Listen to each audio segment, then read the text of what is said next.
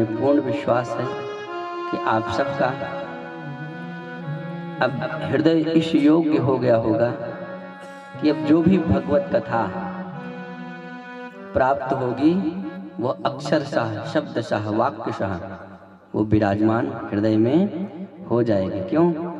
क्योंकि निर्मल मन जन सो मोहि पावा, मोह कपट छल छिद्र न भावा।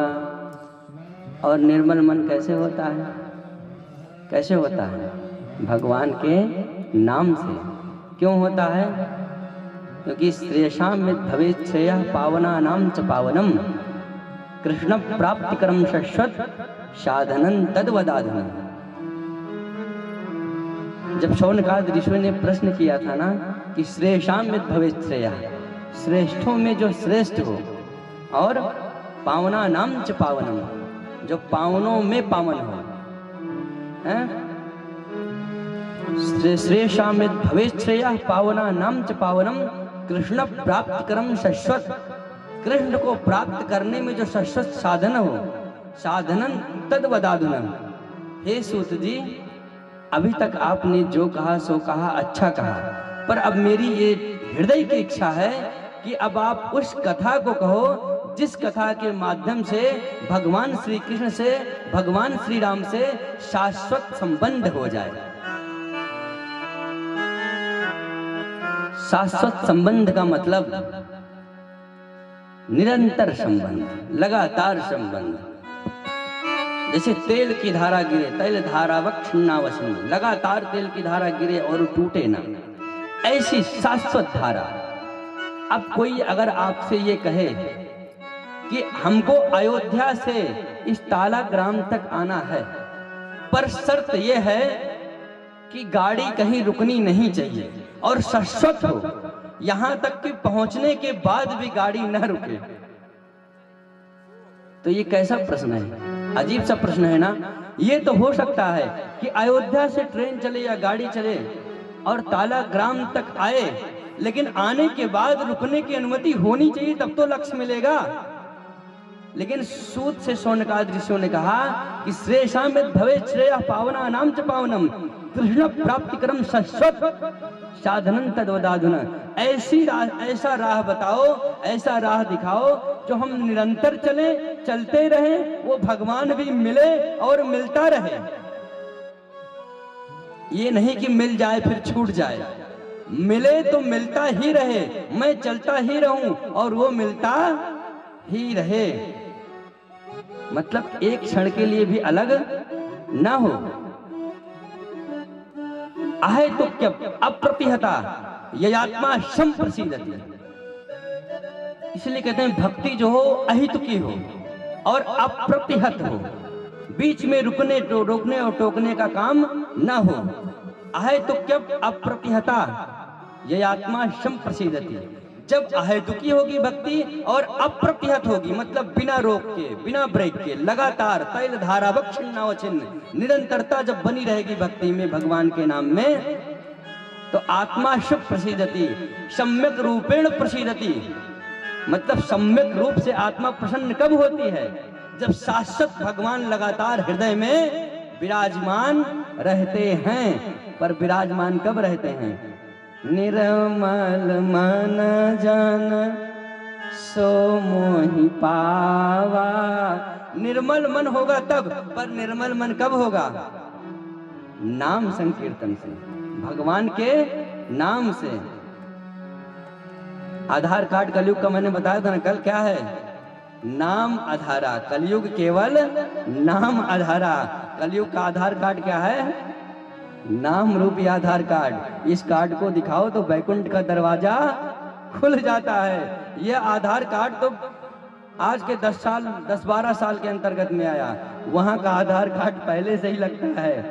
कलयुग केवल नाम आधारा, सुमिरे सुमिरे नर उतरहि पारा।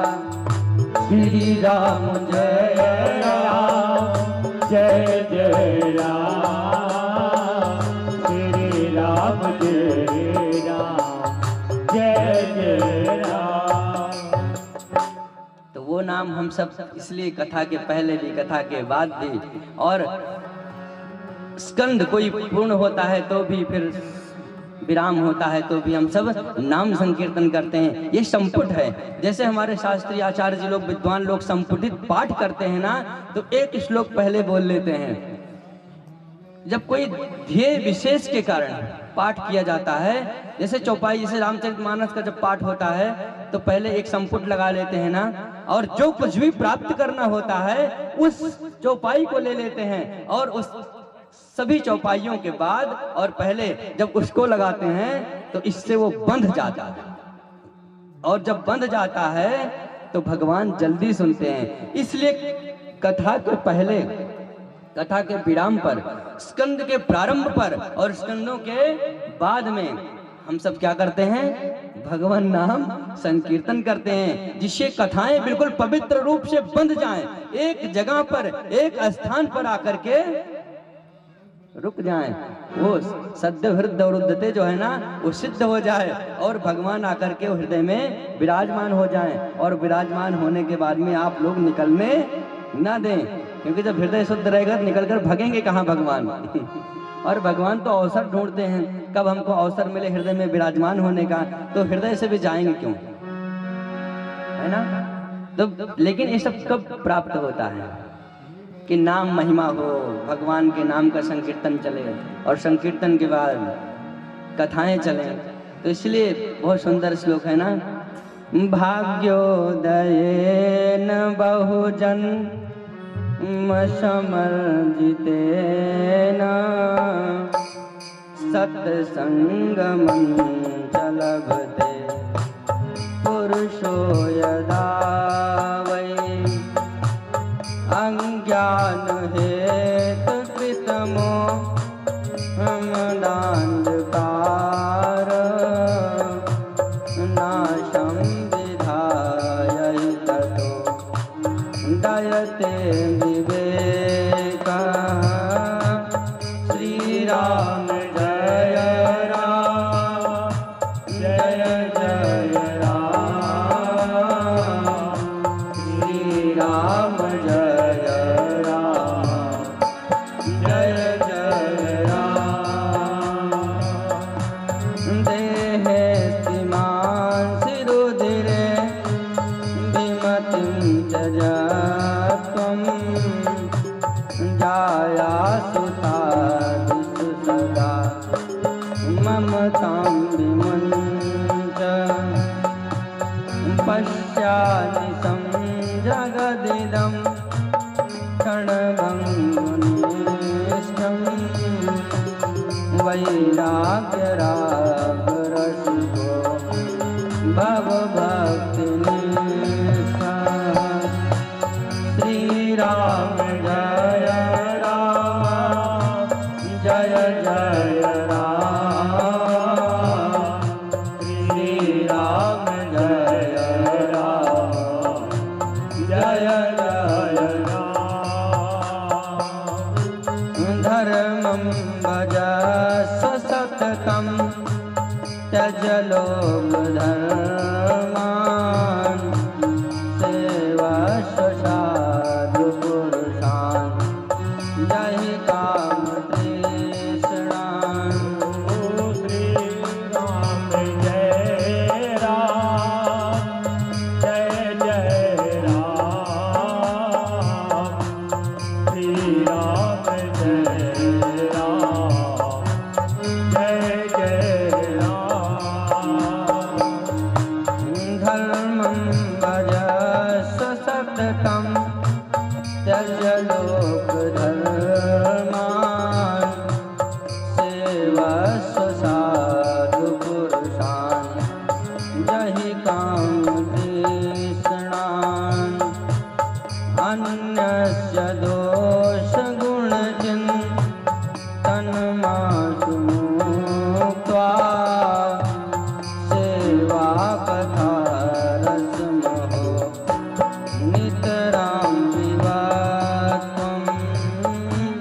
श्री राम जय राम जय जय राम श्री राम जय राम जय जय राम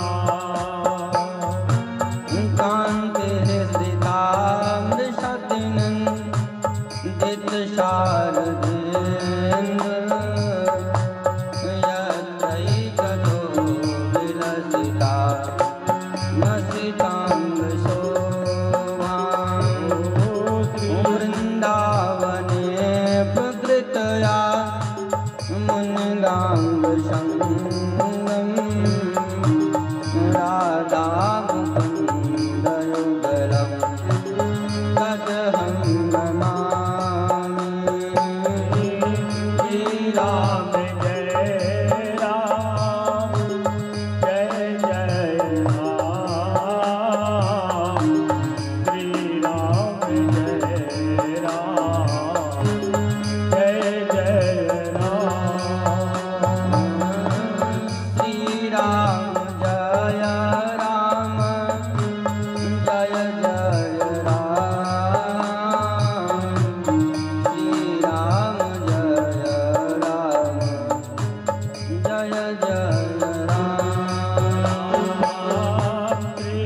राम जय जय राम श्री राम जय राम जय जय राम श्री राम जय राम जय जय राम गोरी बाल कृष्ण लाल की जय हो भाग्योदयेन बहुजन्म समर्जितेन सत्संगमं चलवते पुरुषो यदा वै। जन्म जन्मांतर कल्प कल्पांतर के पुण्यों के उदय होने पर क्या मिलता है? सत्संग। और हम सबको सत्संग मिल रहा है, भगवत चर्चा मिल रही है। इसका मतलब हम सबका वो भाग्य उदय हो चुका है। और भाग्य तो उदय हो गया, सत्संग तो मिल गया। अब सत्संग मिला है तो जीवन में जो अंधकार है वो भी मिट जाएगा। अज्ञान हेतु कृत मोह मदांधकार, जो अज्ञान रूपी अंधकार है वो कथा रूपी प्रकाश से मिट जाएगा। क्योंकि भगवान की कथा एक प्रकाश स्वरूप है, क्योंकि भगवान भी प्रकाश स्वरूप है ना। और जहाँ भगवान है या भगवान की कथा है वहाँ अंधकार हो ऐसा नहीं हो सकता। क्योंकि एक भगवान सूर्यवंशी है, एक भगवान चंद्रवंशी है, और दोनों भगवान जब उदित होते हैं तो अंधकार का नमो निशान नहीं रहता। चाहे भगवान सूर्य उदय हो और चाहे चंद्रदेव, अंधकार समाप्त हो जाता है। और जब वो उनके उदय होने पर समाप्त हो जाता है तो उनकी कथा से भी समाप्त होगी, और जब उनकी कथा से भी अंधकार समाप्त होगा तो इसके मतलब हम सबके जीवन से अंधकार लगभग नष्ट प्राय, लगभग समाप्ति की ओर है। बस ताला खुलने वाला है, ताला का बस ताला का ताला खुलने वाला है। पर इतनी जिम्मेदारी अपनी रखें कि मुक्ति करतले स्थित हो, मुक्ति करतल में है, और करतल से ताली बजाएं, और ताली बजा करके ही भगवान नाम संकीर्तन किया करें। इससे ताली बजाएंगे तो ताले खुल जाएंगे, और खोलने लायक नहीं होंगे तो टूट जाएंगे। क्योंकि बहुत पुराना ताला है आप लोग का है ना, बहुत पुराना ताला है। और भगवान ने भी कहा कि राम कथा सुंदर करतारी संशय विहग उड़ावन हारी। अगर संशय को मिटाना है तो राम कथा को सुंदर करतारी बजा करके करो। और जब ताली बजाएंगे तो भी ताला टूटेगा, तो ताला को टूटना अब निश्चित है, और बिना ताला टूटे हम लोग भी यहाँ से जाने वाले नहीं हैं। तो इसलिए आज जो कुछ भी बचा होगा भगवान के विवाह उत्सव मनाने के बाद वो ताले टूट जाएं, तभी तो हम सब घर से निकल करके उत्सव मना पाएंगे, महोत्सव मना पाएंगे।